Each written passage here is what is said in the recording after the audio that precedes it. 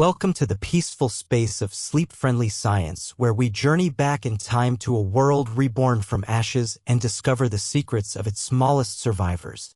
As you find your comfort, let your mind drift back 66 million years. Imagine a world shrouded in a long twilight, recovering after a great and sudden change. In this quiet, new world, hidden from view, our most distant, tiny ancestors were not just surviving, they were beginning to thrive.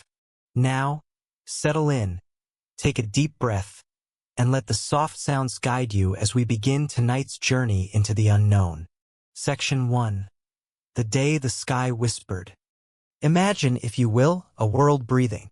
Not the quick, anxious breaths of our modern age, but long, slow, deep inhalations that last for millennia. This is the Earth of 66 million years ago. The air you are breathing in this dream space is different.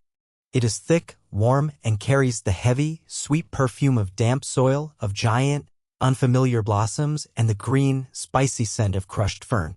The sunlight that filters down to the forest floor is ancient. It is not the direct, sharp light you know, but a dappled, emerald glow strained through the canopy of colossal trees and the fronds of ferns as wide as your outstretched arms. It paints the world in shades of jade and gold. Listen, the sounds are different, too. There is no metallic hum of traffic, no distant siren. Instead, there is a symphony of life. The rhythmic, almost liquid chirping of insects the size of small birds. The gentle rustle of leaves as a creature, neither reptile nor mammal but something in between, moves through the undergrowth. And deeper, further away, a sound that is less a noise and more a vibration you feel in the soles of your feet, in the very core of your being.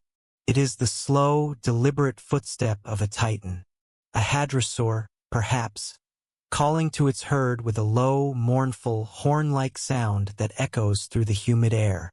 This world is not a monster movie. It is an ecosystem, a perfectly balanced, living tapestry woven over millions of years. It is a garden of giants, majestic and serene in their reign. And in this world, beneath the roots of a great sequoia, in a small, warm hollow lined with moss and dried leaves, is a flicker of something new. A different kind of life. It is not large or scaled or fearsome. It is tiny, no bigger than a field mouse. It is covered in soft fur, its whiskers twitching, testing the air. Its heart beats like a tiny, rapid drum against its fragile ribs.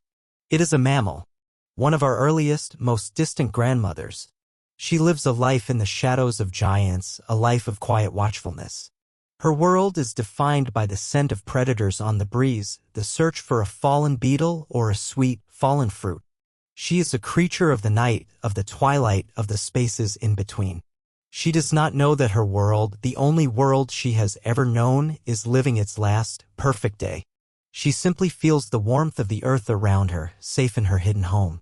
Now, shift your focus from the forest floor to the sky above. Look past the canopy, past the thin, wispy clouds.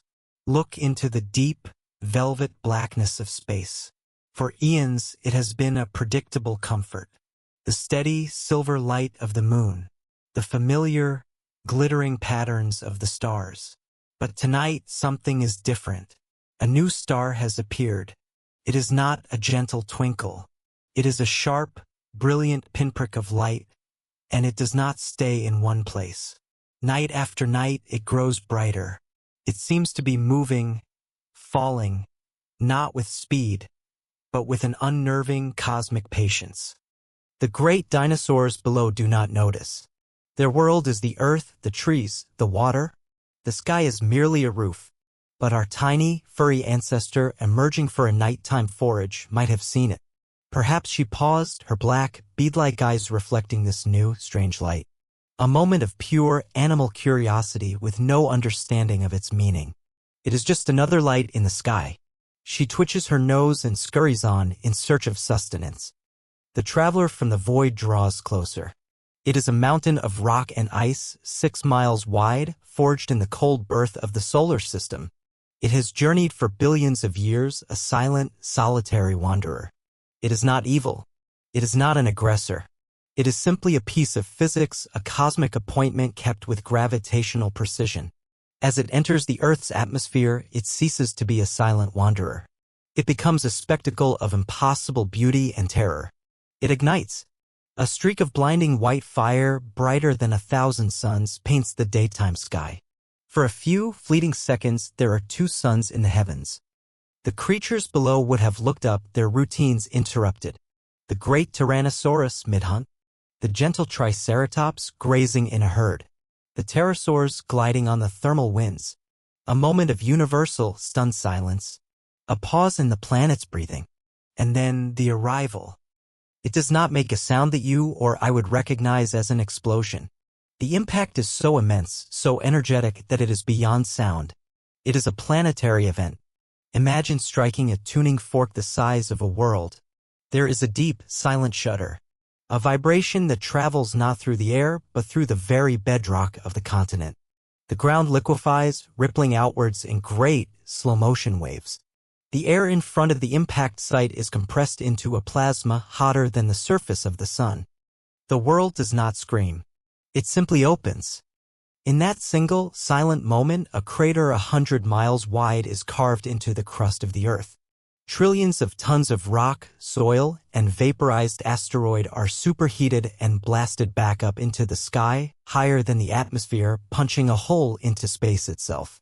This plume of incandescent debris rises and spreads, a vast, deadly flower blooming in the upper atmosphere.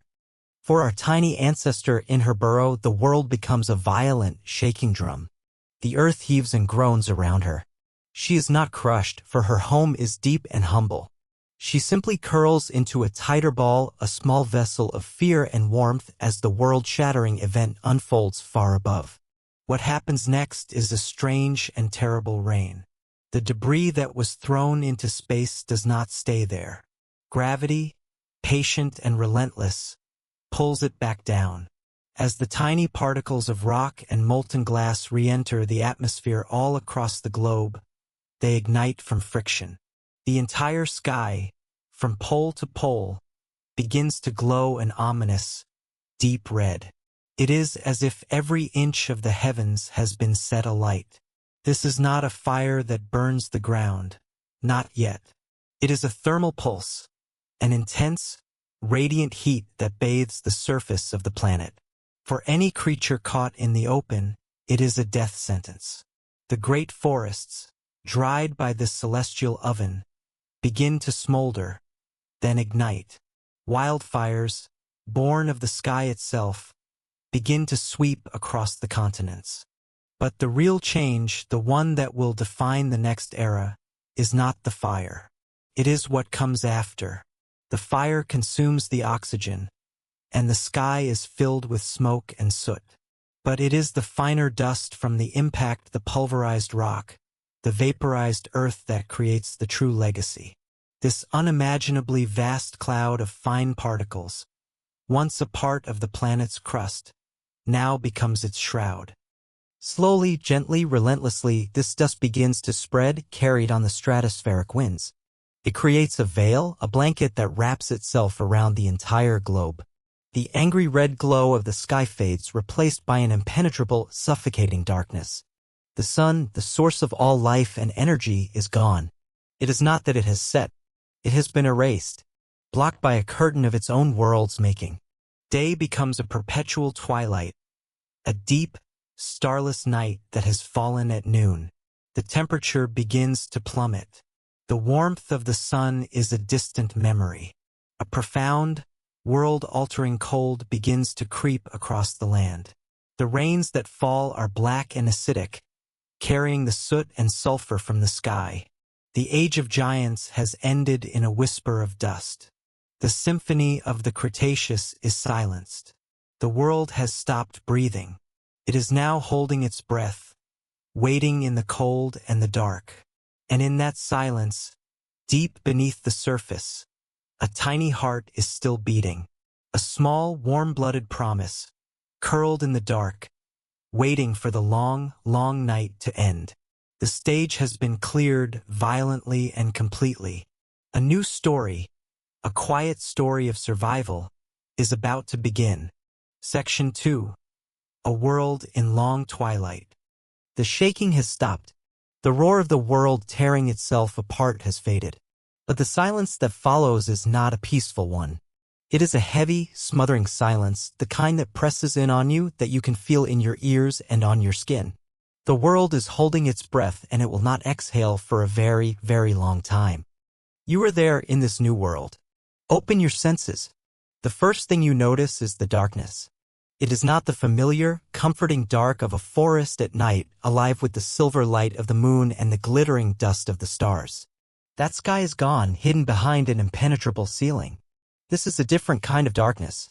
It is a deep, profound gloom, a perpetual twilight that smothers the landscape in a featureless blanket of gray.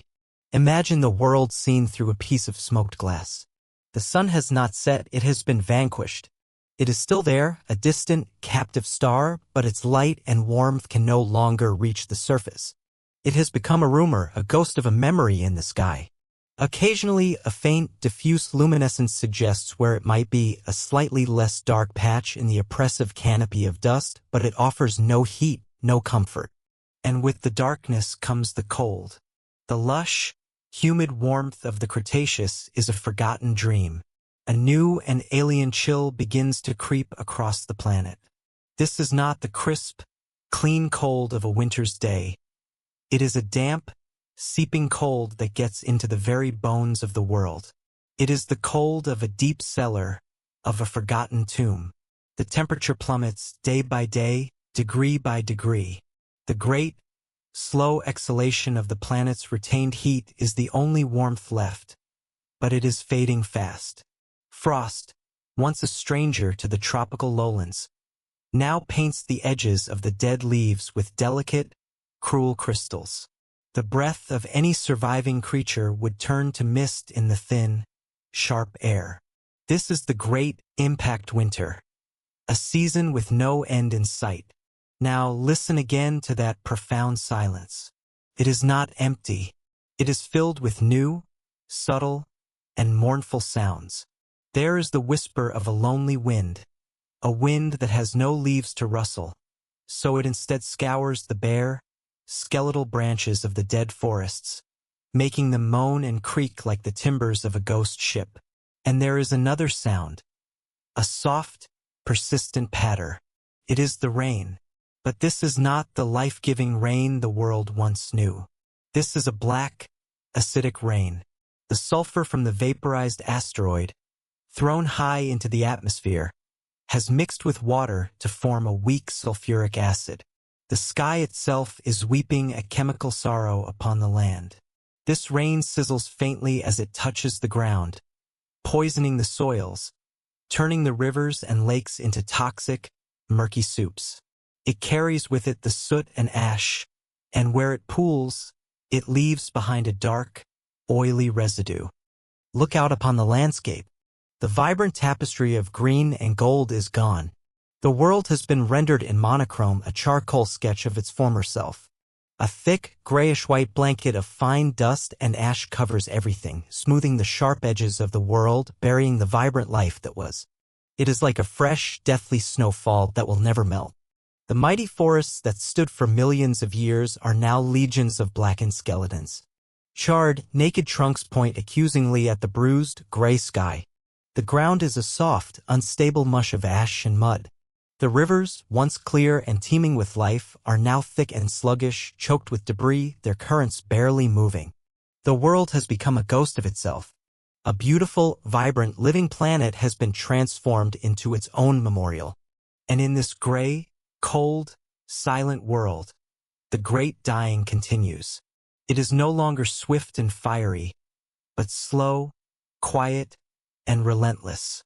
The foundation of life on Earth, the very engine of the biosphere, has stalled. Photosynthesis, the simple, miraculous process of turning sunlight into life, has ceased. The plants, unable to drink the light, are the first to go. The phytoplankton in the oceans, the vast meadows of ferns on the land, all the green things that formed the base of the food chain, are withering away in the gloom. And so a wave of starvation begins to roll across the planet, a silent, creeping tide of famine. The great herbivores, the titans like Triceratops and Edmontosaurus that survived the initial blast, now wander a barren, alien world. They are ghosts at their own funeral feast. They move through the skeletal forests, their great bodies weakening, searching in vain for the green nourishment that is no longer there. Their low, mournful calls echo in the twilight, but they are fewer and fewer each day. They are too large to hide, too specialized to adapt. One by one, they lie down in the ash and breathe their last. Their colossal forms become still, silent mounds in the gray landscape, slowly covered by the ongoing, gentle fall of dust from the sky. The predators who hunted them, the fearsome kings like Tyrannosaurus, face the same inexorable fate. With their prey gone, they too are doomed. Their reign ends not in a great, final battle, but in the quiet, desperate pangs of hunger. The throne of the tyrant lizard king is now empty. The silence of the world is the silence of these empty thrones, the absence of the footfalls and the roars that had defined an entire era of life on Earth. But shift your perspective again. Look away from the fading giants. Look down.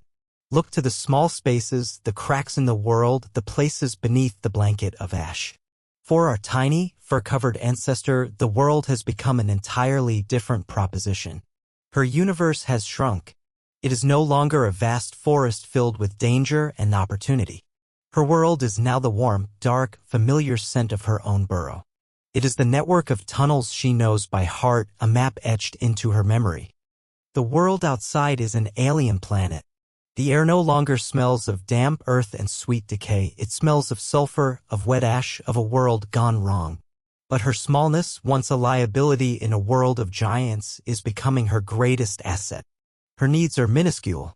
A single unearthed grub, a frozen fungus found clinging to a dead root, is a feast. She does not need a forest of green leaves. She needs only what she can scavenge in the dark. Her body, warm-blooded and insulated by its coat of fur, is a tiny, self-regulating furnace against the creeping cold. Time itself has lost its meaning in the long twilight. The rhythm of day and night, the celestial clock that governed all life, is broken. There is only the gray, and the deeper gray that might have once been called night. The seasons, which once brought floods and flowers, have merged into one endless, chilling, monotonous season of survival. Weeks turn into months, months turn into years, and still the sun remains a prisoner. The long, quiet, desolate twilight endures. The great drama of the dinosaurs is over. Their story has been told. But deep in the earth, in the quiet, hidden spaces, a new story is just beginning to stir. It is not a story of giants and kings, but of the small, the humble, and the resilient. It is the story of the ones who learned to live and wait in a world where the sky had fallen. Section 3. The Wisdom of Being Small. In this world of ash and twilight, a new kind of wisdom has become the currency of life. It is not the wisdom of strength or size or ferocity. The reign of those virtues ended with the fall of the sun. This new wisdom is quieter, more humble. It is the wisdom of being small. Imagine a great storm at sea. A colossal ship, proud and unyielding, is caught by the impossible power of the waves. Its very size, its rigid strength, becomes its undoing. The waves find no give, and the ship is broken, torn apart, and swallowed by the abyss. But a tiny cork bobbing in the same furious water survives. It is too small to fight the storm, so it does not try. It yields. It rises with the crest of every wave and falls gently into every trough. It endures not by confrontation, but by acceptance. Our mammalian ancestors were that cork in the cosmic storm. Their smallness was their salvation. A creature the size of a great dinosaur is an enormous biological investment. It requires a mountain of food, a river of water, a forest of space. Its existence is a loud declaration. But our ancestor, no bigger than your hand, was a whisper. Her needs were exquisitely simple. Think of the energy she required. A single fat grub unearthed from the damp soil beneath a rotting log was a banquet. The few remaining seeds shaken loose from a dead, frozen seed pod were a treasure trove of fat and protein. She did not need to hunt a herd, she needed only to find the overlooked, the forgotten, the minuscule morsels that the giants, even in their prime, would never have noticed. In a world of catastrophic scarcity, she was a connoisseur of crumbs. This is the profound elegance of the generalist. The great herbivores were specialists. They were exquisitely adapted to eat specific types of plants. When those plants vanished in the endless gloom, their specialization became a death sentence. They were like a diner who could only eat one dish, now sitting in a restaurant where the kitchen is forever closed. But our ancestor was an opportunist. Her menu was whatever the ruined world offered. Insect, worm, root, seed, fungus, carrying anything that contained a spark of energy was food. Her sense of smell, honed by a million years of living in the dark, became her primary tool. Her twitching nose read the chemical stories in the soil, stories that spoke of a beetle larva coiled just below the surface, or the faint, sweet scent of a tuber that had survived the freeze. She was not a hunter in the grand sense. She was a detective of calories, a patient scavenger in the ruins of a fallen kingdom. And her small body was a marvel of efficiency. The great, warm-blooded dinosaurs, if they existed, would have been furnaces, needing to burn immense amounts of fuel just to stay warm in the creeping cold. Our ancestor, too, was warm-blooded critical advantage. She possessed the gift of an inner fire, the miracle of endothermy. While the surviving cold-blooded reptiles grew sluggish and helpless in the chilling air, she could remain active. She could think, she could move, she could dig. But because she was so small, her furnace was tiny. A few morsels of food were enough to keep her internal flame alight. Her coat of fur was not armor, but a perfect, lightweight insulation, trapping a precious layer of air against her skin, holding her warmth close in the face of the planet's deep chill. Now think about where she lived. She did not face the hostile world head-on. She retreated from it. Her wisdom was not just in her body, but in her behavior. She was a creature of the earth, a burrower. The world above was a place of acid rain, of biting winds, of a profound and soul-crushing cold. But just a few inches below the surface, the world was different. The earth itself became her shield, her blanket, her sanctuary. Imagine her digging. Her small, dexterous paws, equipped with sturdy claws, were not weapons, they were tools for creating safety. As she moved deeper into the soil, the screaming of the wind faded to a muffled whisper. The biting cold of the surface softened, replaced by the steady, cool, but stable temperature of the deep earth. Down here, the acid rain could not touch her. The suffocating ash could not clog her lungs. Her burrow was not a simple hole. It was a home. A complex network of tunnels and chambers, a map she knew by feel and scent. There was a chamber for sleeping, lined with the driest, softest scraps of dead vegetation she could find. Another chamber, deeper still, might be a larder, a place to store a clutch of seeds or a dried insect, a tiny insurance policy against the uncertainty of the world above. In the absolute, familiar darkness of her burrow, she was not afraid. This was her element. Her ancestors had been nocturnal for millions of years, living their lives in the shadows to avoid the notice of the daytime rulers, the dinosaurs. The world had, in a way, come to them. The long twilight that had exterminated the sun-loving giants was merely an extension of the night she already knew. Her eyes, large and dark, were built for low light. Her whiskers were sensitive antennae, feeling the slightest change in air currents in her tunnels. Her sense of hearing was acute, tuned to the faintest scratching sound that might signal a predator or prey. The world had gone dark, but she had been born of the darkness. She was ready. So you see, it was not one single trait, but a perfect constellation of them. Her small size, which minimized her needs. Her flexible, generalist diet, which allowed her to find sustenance in a barren world. Her warm-blooded body, a personal furnace against the cold. And her burrowing instinct, which gave her a fortress against the apocalypse. This was the wisdom of the small, the humble, the overlooked. It was a quiet, unassuming genius woven into the very fabric of her being. She did not need to be strong because she was clever enough to hide. She did not need to be fast because she was patient. She did not need to conquer the new world, she only needed to endure it. Curled in the silent, stable darkness of her earthen home, she was a tiny, beating heart of defiance, a warm promise kept safe in the cold, deep pocket of the wounded earth. Section 4. Life beneath the blanket of ash. Let your mind drift down, past the gray, desolate surface. Move through the layer of fine, soft ash, past the skeletons of the fallen forests, and sink into the earth itself. The world above is a monochrome photograph of despair, but here, beneath the surface, there is a secret hidden life. This is not a world of grand vistas, but of close, intimate, and vital spaces. This is the kingdom of the burrow. The burrow is more than just a hole in the ground. It is a refuge, an ark, an alternate reality. Think of it as a bubble of the old world preserved beneath the new. As our tiny ancestor rests in her subterranean chamber, the apocalypse above becomes muffled, distant, almost abstract.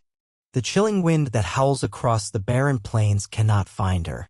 The acid rain that poisons the surface seeps into the soil, but it is filtered and neutralized by the very earth it travels through, becoming harmless long before it can reach her deep haven. The suffocating blanket of ash that smothers the landscape is, for her, a blanket of insulation. This layer of death on the surface helps to trap the planet's fading geothermal heat, making the temperature in her burrow not just survivable but stable. In this deep, silent darkness, the world is reduced to its most essential elements: warmth, safety, and the scent of home. Her nest, a small, carefully woven cup of dried moss, scavenged fur, and the softest pith of dead plants, is a miracle of comfort in a world defined by harshness. Here, curled with her tiny young, she is not a desperate survivor on a dying planet. She is a mother in her nursery. The air in the burrow is thick with the scent of her own body, of milk, of the damp, clean smell of the earth. It is the smell of life, a potent perfume against the sterile, chemical scent of the world outside. This subterranean world is a sensory landscape all its own. For a creature who has spent generations evolving for the night, this is not a deprivation, but a richness. Touch becomes a form of sight. The texture of the tunnel walls, the rough patch of a protruding root, the smooth, packed clay of a frequently used passage are landmarks on a familiar map. Her whiskers, exquisitely sensitive, are not just for feeling her way. They are instruments that read the air itself. A slight change in the air pressure, a faint current moving through the tunnel, tells her if another passage is open, if a predator is digging nearby, or if the entrance has been blocked by a shift in the ashen soil. And sound, in the dense medium of the earth, travels differently. The frantic scratching of a beetle larva just on the other side of the tunnel wall is a clear and irresistible invitation to a meal. The deep, rhythmic thumping of a larger creature walking on the surface is a distant, muffled warning, a reason to stay deep and quiet. This is a world perceived not through grand, sweeping vision, but through an intimate, detailed, and constant stream of sensory information. It is a world known by feel, by scent, by a vibration felt in the bones. But she is not entirely alone down here. The burrow is not just a shelter for one. It is the hub of a hidden ecosystem.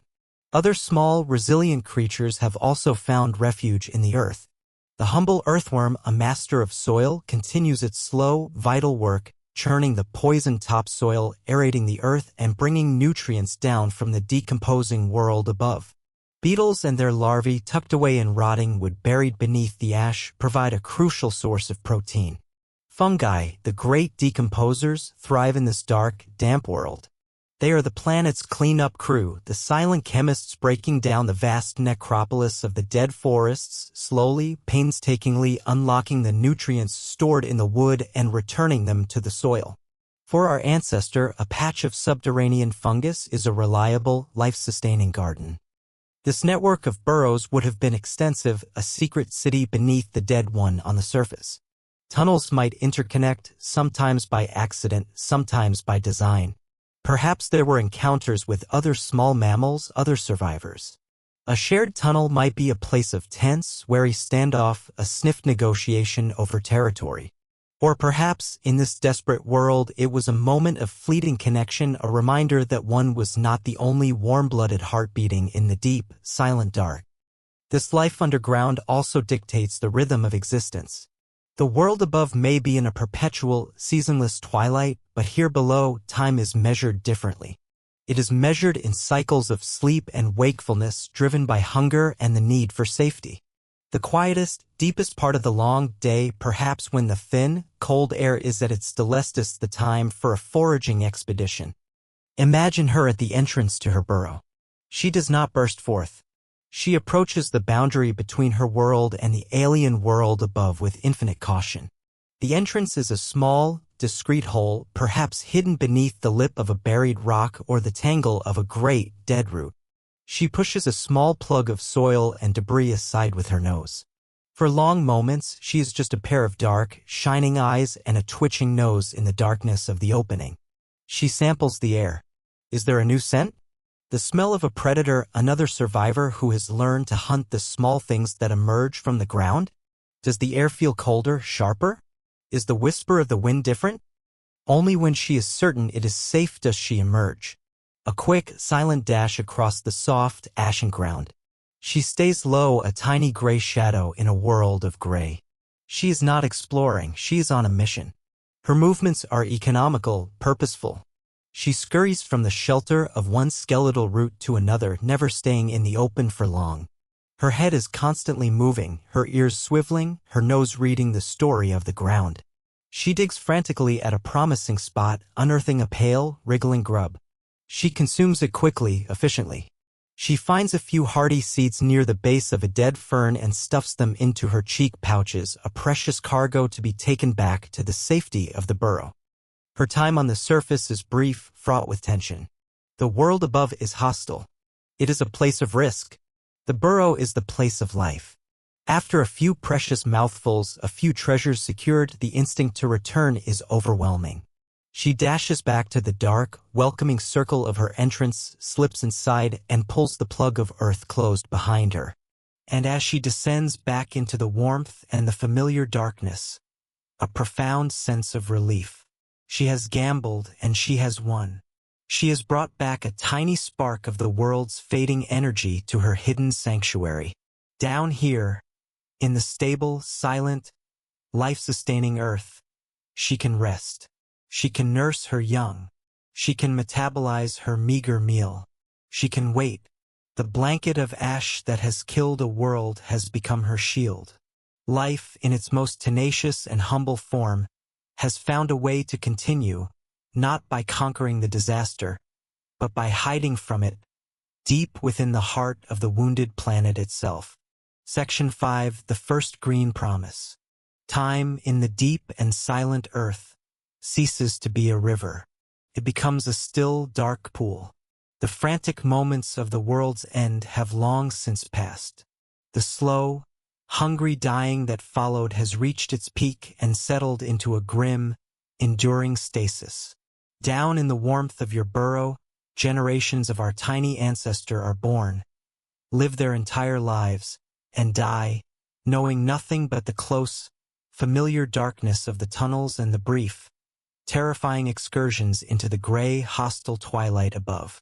The world of sunlight, of vast green forests, is not even a memory. It is a myth, a genetic ghost. Years bleed into one another without marker, without season. 5 years, 10 years, perhaps more. An entire lifetime for a human, lived out in the span of this great planetary gloom. The world holds its breath. And then, so slowly you would not notice it from one day to the next, a change begins. It does not start on the ground. It starts in the sky. High, high above, in the thin, cold stratosphere, the great shroud of dust is beginning to tire. The heaviest particles rained down long ago. Now, the finest, most stubborn motes of pulverized rock begin, one by one, to lose their battle with gravity. They start a slow, final descent, a microscopic, silent snowfall that will take years to complete.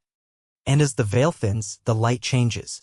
The oppressive, uniform gray of the sky begins to show texture, to have depth. For the first time in a decade, there is a direction to the light. The gloom is no longer absolute. There is a place in the sky that is perceptibly brighter, a soft, milky patch in the bruised heavens where the ghost of the sun is attempting to press through. It is not warmth, not yet. It is not cheerful. It is a weak, watery, silver light, like the light at the bottom of a deep sea. But it is something. It is a promise. It is enough. On the surface, something is listening to this faint, luminous promise. It is not an animal. It is something far older, more patient. Scattered across the dead, ashen soil, lying dormant through the long winter, are spores. They are the children of the ferns. Ferns, the ancient weavers of the world's green carpets, had been there long before the dinosaurs, and they were prepared to be there long after. Their method of reproduction is one of beautiful, simple resilience. Not a heavy, complex seed that needs to be buried and nurtured, but a microscopic speck of life, a single cell wrapped in a tough, protective wall.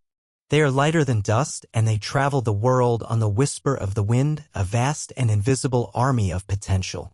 For years, these spores have waited. They have endured the cold, the acid, the darkness. They are vessels of patience. And now, as the first, faint, usable photons of sunlight finally pierced the gloom and touched the damp, ashen ground, a miracle occurs. Inside one of these microscopic specks, a spark of chemistry, dormant for a decade, is reignited. The ancient machinery of photosynthesis, the formula for turning light into life, whirs into action. A single cell divides. Then it divides again. A tiny, thread-like structure, a prothallus, begins to grow, clinging to the surface of the ash. It is no bigger than a pinhead. It is a fragile, humble beginning. But it is not alone. All across the globe, on every continent, this same quiet, patient miracle is happening. Billions upon billions of fern spores are awakening in the weak, returning light. Imagine now you are our tiny mammalian ancestor peering out from the safety of your burrow. For your entire life, the world has been a canvas of black, gray, and brown. A world of death and decay. But one day you see something that has no place in this world. A tiny, vibrant spear of color no bigger than your claw, pushing its way up through the gray ash. It is a color you have no name for, a color your eyes, built for shades of night, are almost shocked to see. It is the color of life. It is green. You might approach it with trepidation. Sniff it. What is this strange new thing? It does not smell of rot, or earth, or prey. It smells clean, fresh, alive. You might nibble it, your sharp teeth shearing the tender shoot. It is not rich in fat or protein like an insect, but it is moisture. It is substance. It is new. This single green shoot is a herald. Soon it is joined by another and then another. The first tentative signs of life become a movement. A carpet. The ferns begin their reclamation of the planet. They are the perfect pioneers for this wounded world. Their shallow, fibrous roots help to bind the loose, ashen soil, preventing it from washing away in the toxic rains. They are tolerant of the low light, able to photosynthesize in conditions that would starve other plants. The phenomenon is so dramatic that paleontologists call it the fern spike. In the layers of rock that tell this story, the world of the dinosaurs is capped by a thick, dense layer composed almost entirely of fern spores, a testament to a planet briefly, overwhelmingly dominated by a single, resilient form of life. The landscape begins to transform. The monotonous gray is painted over with a vibrant, almost electric green. Great, rolling fields of ferns now cover the plains. They grow in the skeletal remains of the ancient forests, their soft fronds wrapping around the charred trunks of giants. They are a second skin for the world, a living bandage over its wounds. The world takes its first, deep, green breath. For our ancestor, this green revolution changes everything. The world is no longer a naked, exposed stage. The fern meadows provide cover. To dash from the burrow to a foraging ground is no longer a heart-stopping run across a bare wasteland. Now you can move through a low, green canopy, a world of shadows and safety that stands waist-high to a field mouse. The risk of being seen by any surviving aerial predators, perhaps the ancestors of modern birds of prey, is drastically reduced. The world feels a little safer, a little less hostile. And this new green world brings with it a new bounty. The ferns themselves are a food source, a reliable, if not spectacular, addition to the diet. But more importantly, the ferns create a new ecosystem. Their roots and decaying fronds begin to enrich the poisoned soil, creating the first new layer of humus. This, in turn, provides food for the patient earthworms and other decomposers. And a new wave of insect life arrives to feast on this green abundance. Tiny herbivores, ancestors of our modern leaf hoppers and caterpillars, begin to appear, their populations exploding in this world of endless food. For our generalist ancestor, this is a paradise regained. Suddenly, the world is teeming with food again. The fronds of the ferns are alive with crawling, munching, protein-rich insects. Hunting is no longer a desperate, uncertain search for a single, hidden grub. It is now a stroll through a well-stocked larder.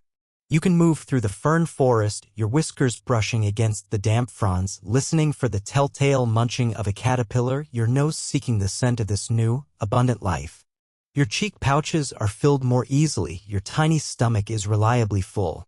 Life is no longer just about survival.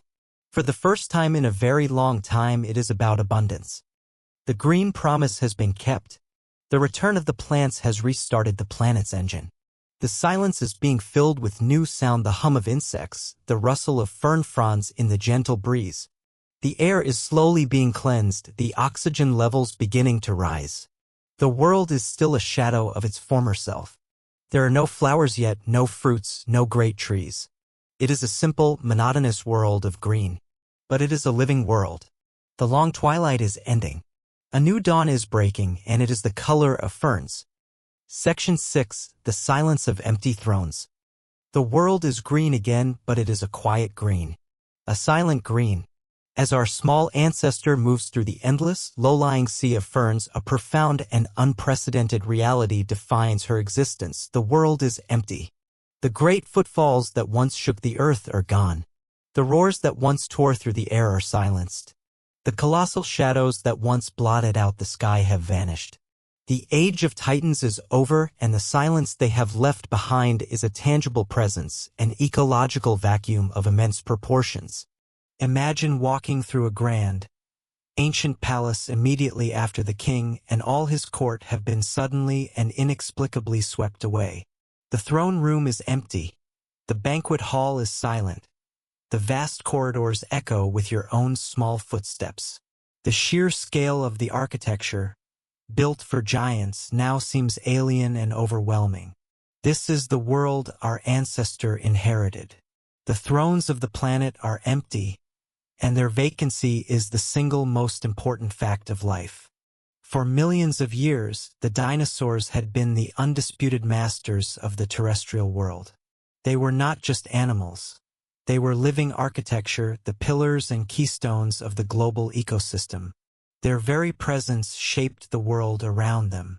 Great herbivores, like the long-necked sauropods, were living bulldozers, clearing paths through forests, creating meadows, and influencing the very types of plants that could grow.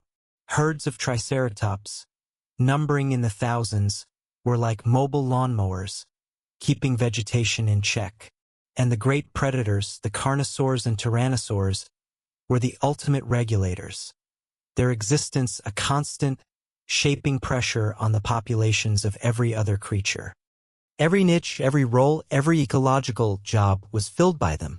There were dinosaurian fish-eaters, dinosaurian seed-eaters, dinosaurian browsers and grazers.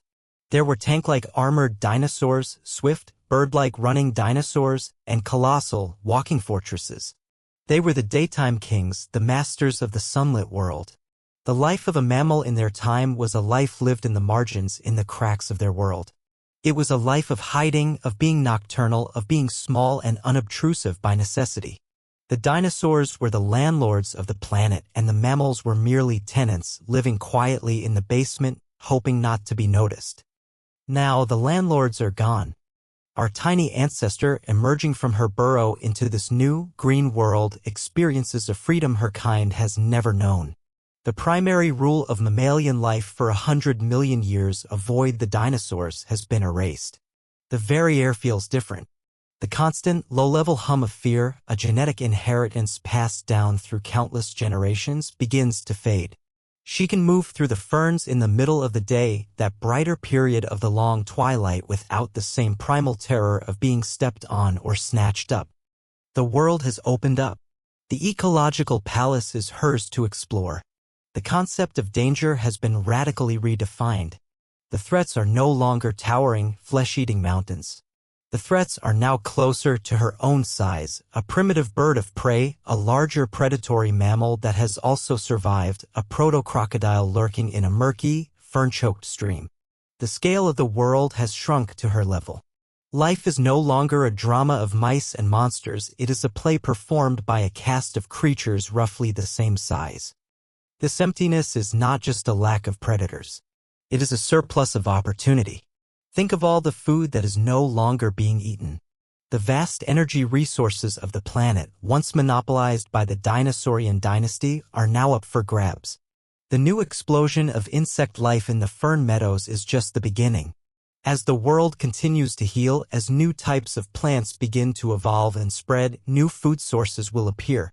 Leaves, stems, roots, and eventually the revolutionary new inventions of flowers and fruits. All of this will be a banquet laid out with no one to claim it.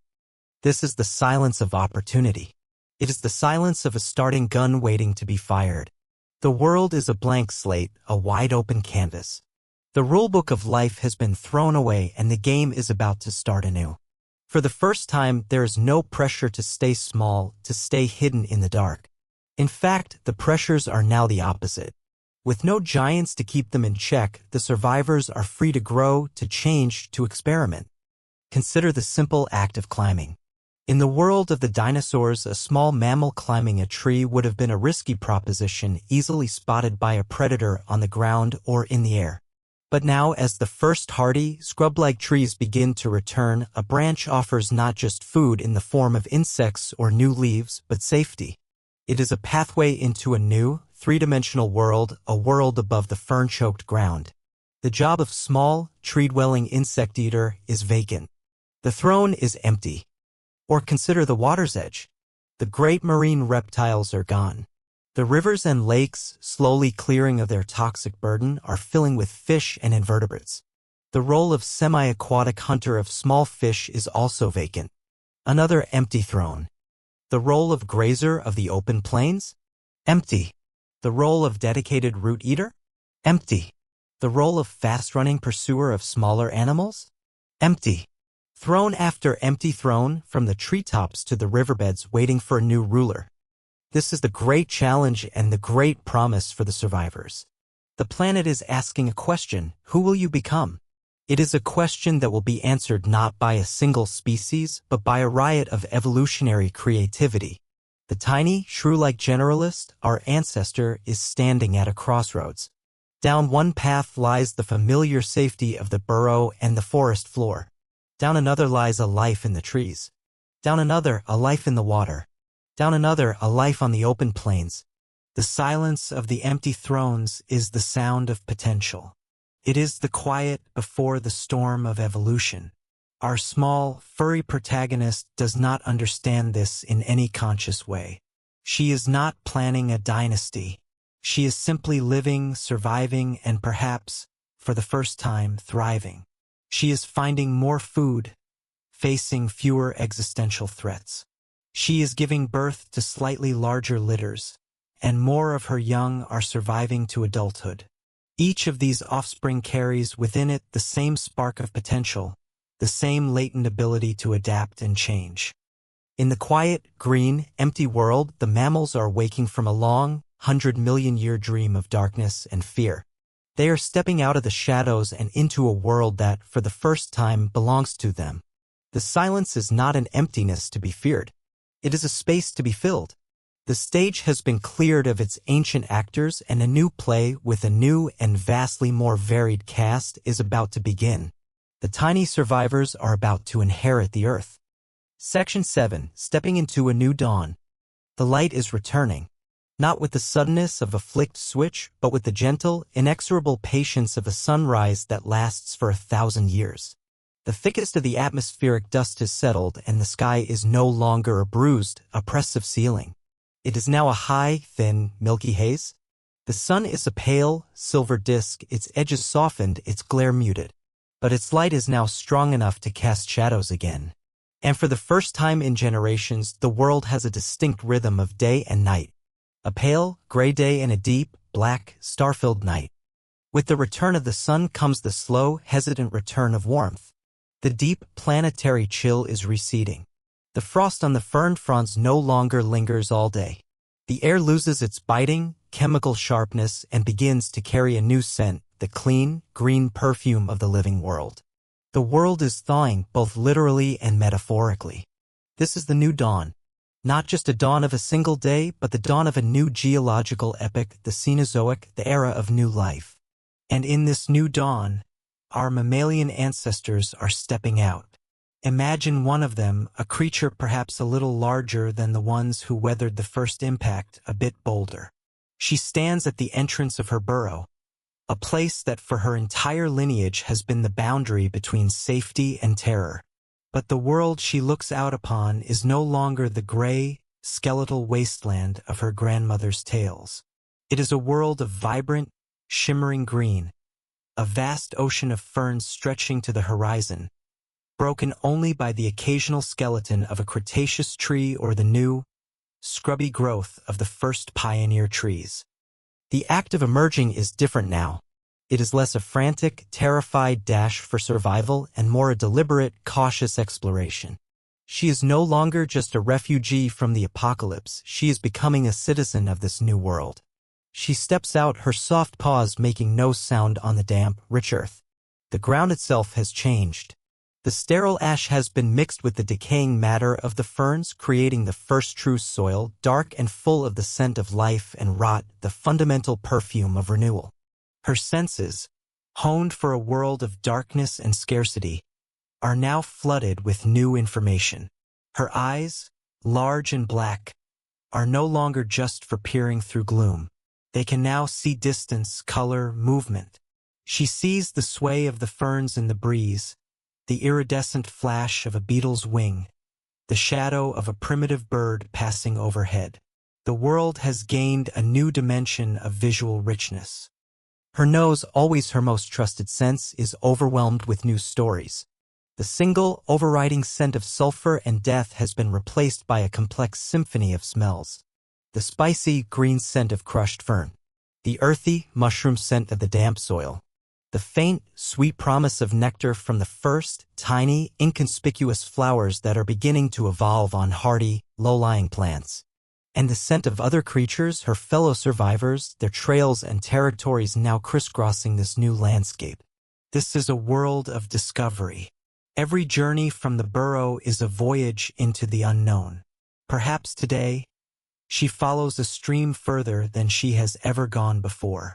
The water is no longer a thick, acidic slurry. It is running clearer now, and in the shallows, she can see the flicker of small, bony fish, the descendants of those who survived in the deepest, most sheltered pools. She might dip a paw in, feel the strange, cool shock of the water, an entirely new sensation. Or perhaps she is drawn to one of the new, gnarled, low-growing trees. The bark is rough beneath her claws. The urge to climb, an ancient instinct suppressed for millions of years by the fear of exposure, begins to reassert itself. She scrambles up the trunk, her small, agile body perfectly suited for the task. From a few feet off the ground, the world is transformed. She is looking down upon the sea of ferns, not through it. A new perspective, a new vantage point for spotting both prey and danger. The branches are a network of highways leading to clumps of leaves where new kinds of insects are feeding. The throne of the tree dweller is empty, and she is tentatively, curiously trying it on for size. This exploration is driven by more than just hunger. It is driven by curiosity, a fundamental trait of the mammalian mind. With the immediate, crushing pressure of survival slightly eased, there is now mental space for wonder. What is over that hill? What is down this stream? What is at the top of this tree? These are the questions that drive expansion, that push the boundaries of a species' world. Of course, the world is not without its dangers. The new dawn is not a paradise. It is simply a new kind of wilderness. The survivors of the catastrophe are all, by definition, tough and resilient. The proto-crocodiles in the streams are growing larger. The primitive birds of prey, with their sharp eyes and talons, are becoming more efficient hunters. And there are other mammals, too.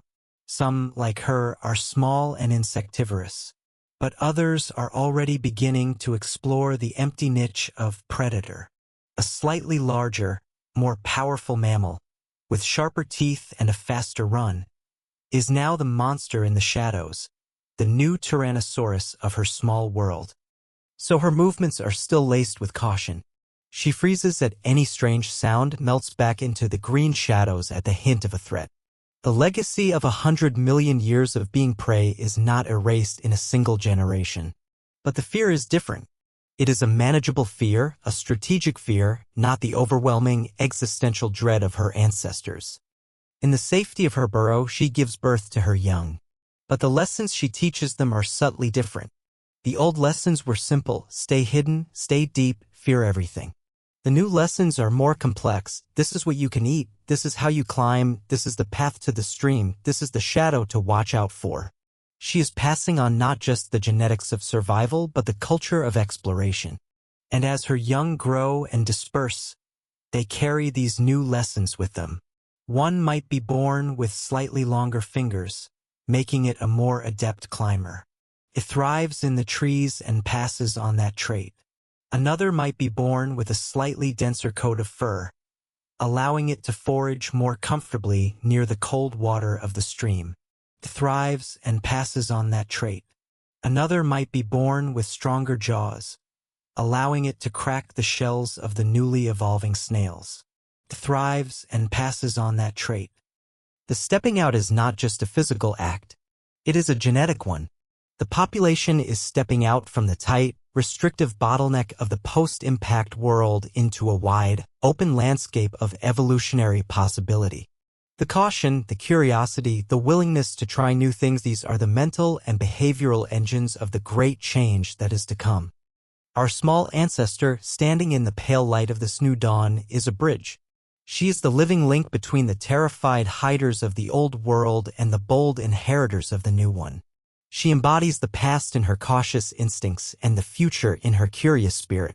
She is stepping into a world that is waiting to be made, and her footprints, small as they are the first on a path that will lead, eventually, to a world teeming with a diversity of life the dinosaurs could never have imagined.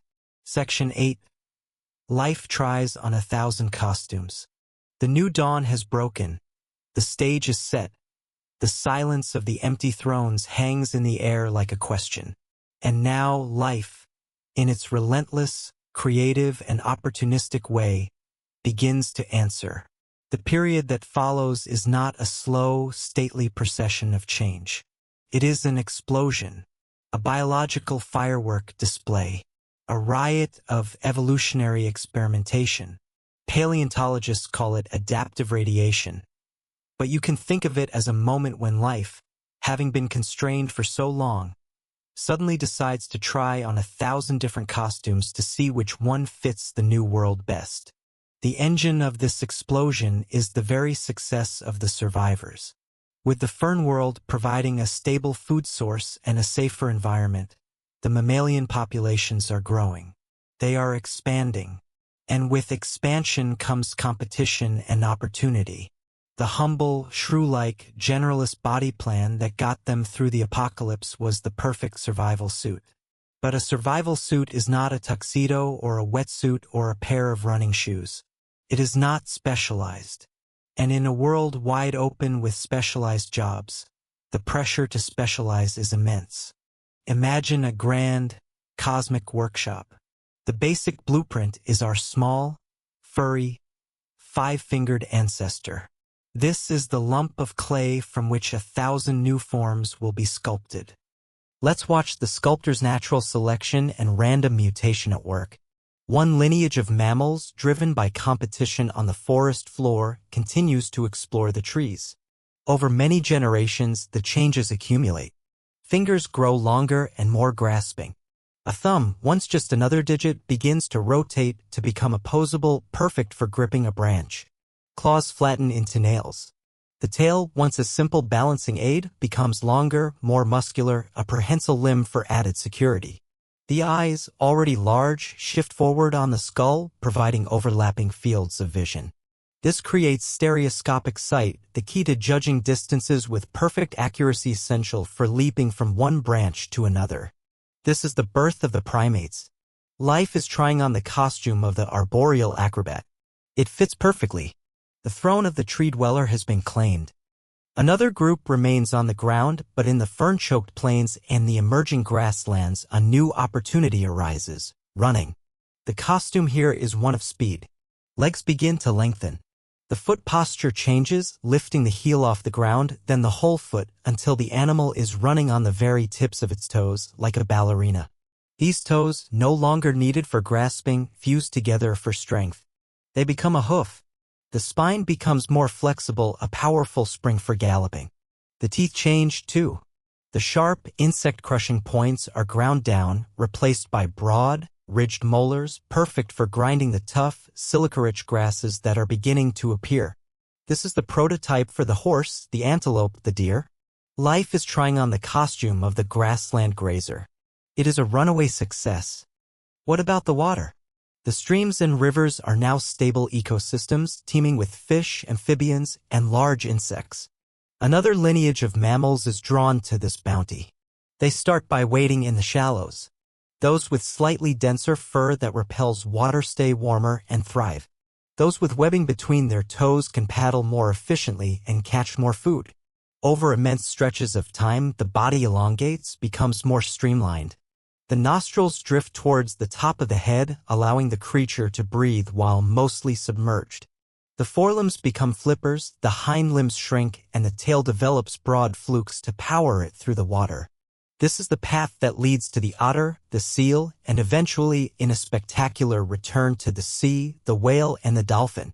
Life tries on the costume of the aquatic hunter and finds the oceans are waiting. The costume of the predator is also being refashioned. The small, stealthy hunters of the fern world begin to grow. Teeth that were once for crunching beetles become longer, sharper, developing into slicing carnassials and piercing canines. The body becomes a coil of muscle built for ambush and pursuit. Some become solitary stalkers like the ancestors of cats. Others develop social bonds, learning to hunt in packs like the ancestors of dogs and wolves. The vacant throne of the Tyrannosaurus will not be filled by a single heir, but by a whole new guild of carnivores, each with its own style and strategy. Even the humble art of digging is taken to new extremes. Some mammals return to the earth not just for shelter, but for their entire existence. Their bodies become compact, muscular cylinders. Their eyes shrink, sometimes disappearing altogether, no longer needed in the absolute dark. Their front paws become enormous, powerful shovels, tipped with massive claws. They become masters of the subterranean world, hunting for roots and worms. The costume of the master burrower is perfected. And size. The constraint of smallness is gone. With no giant dinosaurs to fear, mammals are free to grow. The planet has a surplus of vegetation and immense store of energy waiting to be consumed. And so they grow. Some become huge. Think of the Indricotherium, a hornless rhinoceros that lived millions of years later, the largest land mammal that has ever existed, standing nearly 5 meters tall at the shoulder, far taller than an elephant. They were browsers, their long necks reaching high into the trees, filling a niche once held by the sauropods. Life tries on the costume of the giant, and for a time it wears it proudly. This incredible diversification is happening all at once, all over the world. Continents are drifting, climates are changing, and on each isolated landmass, the same basic mammalian blueprint is being molded into a unique cast of characters. In South America, strange, hoofed herbivores evolve that have no parallel anywhere else. In Australia, isolated from the rest, the story takes a different turn, with pouched mammals, the marsupials, radiating into roles filled by placental mammals elsewhere, creating marsupial wolves, moles, and anteaters. It is a dizzying, beautiful, chaotic period of creation. The world has become a laboratory and the mammals are the subject of a million different experiments. Every empty throne is being contested, every costume tried on. Our small, shrew-like ancestor would not recognize her descendants. They have become climbers and runners, swimmers and diggers, giants and hunters. They have transformed, diversified, and exploded across the face of the planet. The quiet promise of the tiny survivor curled in its burrow has been fulfilled in a spectacular, world-altering burst of life, painting the canvas of the Cenozoic with a palette of fur, tooth, and claw that is richer and more varied than anything that came before. The survivors have not just inherited the Earth, they have remade it in their own image. Section 9, Blueprints for a Future World. Out of the glorious, chaotic explosion of life, 1,000 new forms galloped, swam, and burrowed their way into the Cenozoic world. A new and vibrant ecosystem, a complex and beautiful machine, was being built from the spare parts of the old one. We see the thundering herds, the sleek hunters, the gentle giants, and we are awed by their power and their diversity. They are all cousins, all descendants of that same tiny, terrified survivor. But now let us quiet our focus.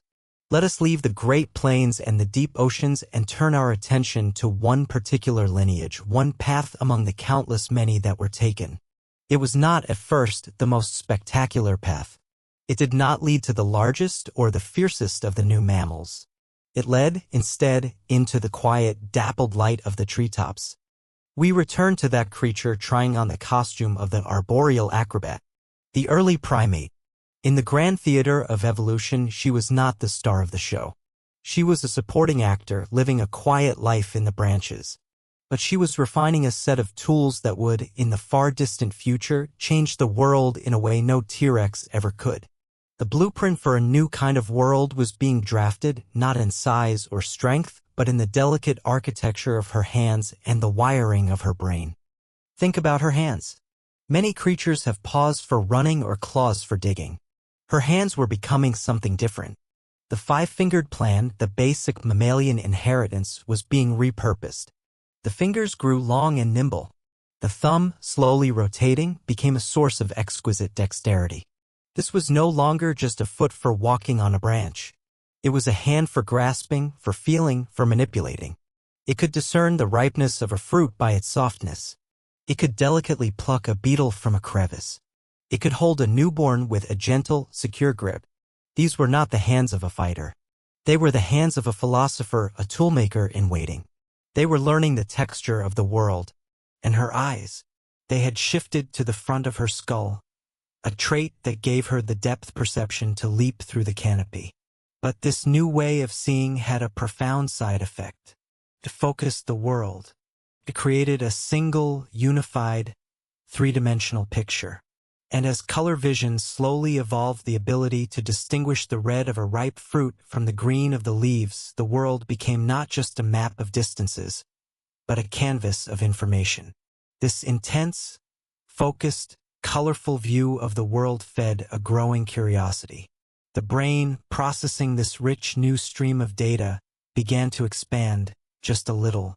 Not for aggression, but for navigation, for memory, for social connection. A small, new room was being added to the simple house of the mammalian mind. For millions upon millions of years, this was the life of our ancestors. A life in the trees, a life of fruit and insects, of watchfulness and community. They were not destined for greatness. They were simply one successful model among many. They spread, they diversified. Apes, monkeys, 100 variations on the theme of a life in the trees. They were living in a world that was, for the most part, a lush, global greenhouse. But the planet never stops changing. The slow dance of the continents continued. Mountain ranges were pushed up. Ocean currents shifted. The warm, stable, greenhouse world began to cool and dry. And in Africa, the great forests, the cradle of the primate lineage, began to shrink. They fragmented, pulling back, replaced by a new and challenging landscape, the open savanna, a sea of tall, waving grass. For a creature built for life in the trees, this was a crisis. It was an eviction notice. The comfortable, three-dimensional world of branches was gone, replaced by a flat, exposed, dangerous plain. Many primates simply retreated with the forests. But one group, one lineage, was forced to the edge. They were faced with a stark choice: adapt or perish. And so began one of the most audacious and unlikely experiments in the history of life. They came down from the trees. Imagine the terror and the opportunity of that moment. You are a small, ape-like creature, standing at the edge of the woods, looking out at an endless ocean of grass. Your body is designed for climbing, not for walking on the ground. You are clumsy, slow, and vulnerable. And so a radical renovation began. The most profound change was in posture. To see over the tall grass, to spot danger, to look for food, there was an advantage to standing up just for a moment. Those individuals who could do it better, who could balance for a little longer, had a slight edge. Their young survived more often. Generation by generation, the blueprint was redrawn. The spine curved to support upright weight. The pelvis broadened into a supportive bowl. The thigh bone angled inward to place the knees and feet directly under the body's center of gravity. The foot, no longer a grasping hand, became an arched, rigid platform, a pedestal for a new kind of locomotion. Life was trying on the most awkward costume yet, the wobbly walker. Bipedalism. For millions of years, our ancestors were creatures of transition, not quite ape, not quite human. Awkward, slow, but with one revolutionary advantage: their hands were free. The hands that had been perfected for grasping branches were now liberated. They were no longer needed for walking. What could they be used for? They could be used to carry food back to a safe place. They could be used to carry infants, allowing for a longer period of helpless infancy and brain growth. And one day, a momentous day, a hand that was free picked up a rock. It did not throw it in anger. It used another rock to chip a sharp edge onto it. A tool. This was the spark. The hand, the eye, and the brain were now locked in a powerful feedback loop. The hand that made a tool required a brain that could imagine it. The tool that butchered a carcass provided the rich, energy-dense food that could fuel that growing brain. The upright posture that freed the hand also raised the head, allowing for a different vocal anatomy. The grunts and calls of an ape began to transform, gaining complexity, becoming the seeds of language. The blueprint was becoming self-aware. This is the direct, unbroken line. It is a thread of life that stretches back from you, sitting here, breathing in the quiet of this room, all the way back through time. It goes back to that first hominid who stood up and walked out into the savannah. It goes back further, to the small primate who first judged the distance between two branches. It goes back further still, to the tiny, shrew-like creature scurrying through the fern world. And it goes back even further, to that one, terrified, fur-covered survivor, curled in her burrow, listening to the world end. Her basic body plan is your body plan. Her five-fingered hand is the ancestor of your hand. The warm blood she fought to keep flowing is the same warm blood that courses through you now. The maternal instinct that made her protect her young in a world of ash is the same deep, biological imperative that connects all mammals through time. You are the current, living expression of a 4-billion-year-old story of survival. The blueprint was never discarded. It was just revised, edited, and added to page by page, generation by generation, until it became you. Section 10. Echoes in your own heartbeat. And so, our journey through the deep corridors of time brings us back to the present moment. Back to this quiet space, to the gentle rhythm of your own breathing. The vast, epic story of planetary catastrophe and biological renaissance is not a tale of a distant, alien world. It is your story. It is the story of the ground beneath your feet and the air you breathe. It is a story written into the very core of your being, an echo that resounds in your own heartbeat. Feel that steady, rhythmic beat in your chest. Thump thump. Thump thump. That is not just a muscle contracting. That is the sound of an ancient furnace, the legacy of our earliest mammalian ancestors. It is the sound of warm blood, the inner fire that allowed our tiny forebear to stay active in the chilling twilight of the impact winter while the cold-blooded giants grew sluggish and faded away. Your ability to maintain a constant, warm, internal sea in which the chemistry of life can flourish regardless of the temperature outside is a gift from those tiny survivors. Every warm breath you exhale is a testament to their endurance. That steady heartbeat is the drum of a victory won 66 million years ago. Now think of your hands. Rest them gently at your sides or in your lap. Feel their weight, their shape. Wiggle your fingers. Notice the miracle of your opposable thumb. This is not just a hand. It is a time capsule. Its five-fingered blueprint was laid down long before the dinosaurs. But its exquisite dexterity, its sensitivity, its ability to grasp and create was honed in the treetops by your distant primate ancestors, the ones who chose the quiet, three-dimensional world of the canopy. The very same anatomy that allowed them to delicately pluck a ripe fruit is what allows you to hold a pen, to type on a keyboard, to comfort a child, to feel the texture of the world around you. Your hands are the inheritors of a lineage that chose curiosity over conquest, manipulation over brute force. Consider your dreams. When you close your eyes and drift into the landscapes of your subconscious, you are tapping into a profound mammalian legacy. The brain that creates these worlds, that weaves narratives and processes emotions while you sleep, is the distant descendant of the brain that expanded to navigate the complex social world of the primate troop, and before that, the brain that mapped the dark, scented tunnels of a subterranean burrow. Your capacity for memory, for emotion, for complex thought, these are all built upon that ancient foundation. The initial spark of consciousness that wondered, what is over that hill, eventually became the mind that wonders, what is my place in the universe? The resilience that carried life through the long, dark winter is embedded in your own biology.